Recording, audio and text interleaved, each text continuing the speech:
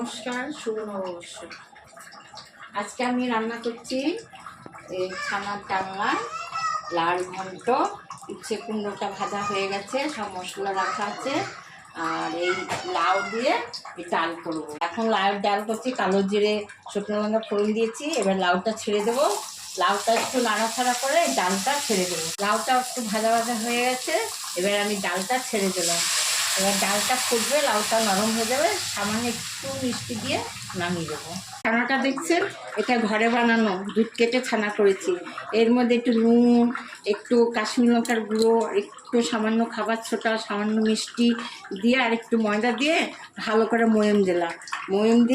ময়ম হয়ে গেছে, এর মধ্যে প্লেটে ঢাললাম। ঢেলে এবার ছানাটাকে বরফি মতন কাটবো, কেটে দুবার তেলে ভাজবো। ভেজে তারপর মশলা টশলা দিয়ে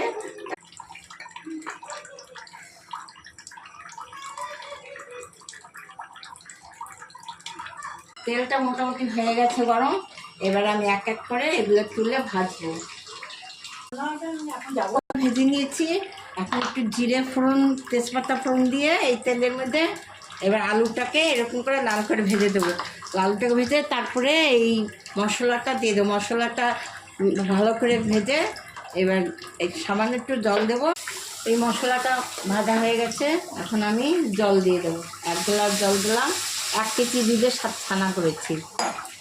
1.5 গ্লাসের মতো জল লাগবে। ছানাটা ফুটে গেছে, এবার আমি পনিরগুলো ছেড়ে দেবো, ছানাটা ছেড়ে দেবো। এবার জলটা একদম গা মাখা মাখা হবে, তখন সামান্য একটু মিষ্টি আর এই গরম মশলা থেতে করে আছে, এই দিয়ে আমি নামিয়ে দেবো। একটা শুকনো লঙ্কা ফোড়ন দিলাম, একটু জিরে ফোড়ন দিলাম, একটা তেজপাতা ফোড়ন দিলাম। দিয়ে এগুলো একটু ভাজা ভাজা হলো। এবার আমি একটু জিরের গুঁড়ো দিয়ে দিলাম এর মধ্যে। দিয়ে এবার আমি লাউটা ছেড়ে দিলাম। তারপরে একটা কাঁচা লঙ্কা দেবো, একটু নুন হলুদ দেবো, দিয়ে নাড়াচাড়া করে ঢাকা দিয়ে দেবো। তারপরে একটু নরম হবে, সামান্য একটু আটা ছড়িয়ে দিয়ে একটু সামান্য মিষ্টি দিয়ে তারপরে নামিয়ে দেবো। আটাটা নামাবার আগে সামান্য একটু আটা, সামান্য একটু মিষ্টি দিয়ে নাড়াচাড়া নামিয়ে দিয়েছি। আর পনিরটা নামাবার আগে 1/2 চামচ ঘি আর একটু গরম মশলা আর একটু সামান্য মিষ্টি দিয়ে নামিয়ে দিচ্ছি। এখন খাবার রেডি।